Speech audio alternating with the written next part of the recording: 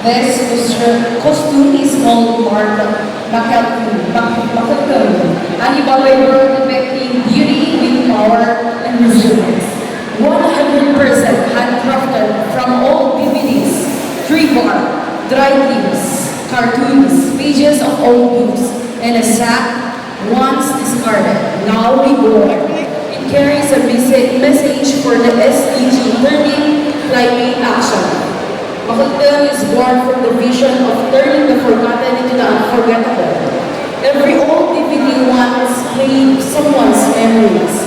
Every tree bark and dried leaf once thrived in nature's embrace.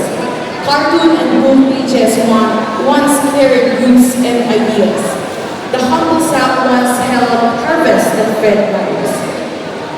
Together, they were discarded until an artful hands gave them new purpose.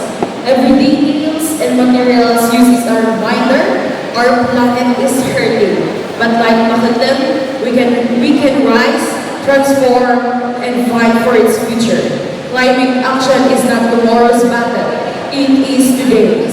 Stop strong, act now, be Makatun. Once again, me, Renzi Faye Bonse.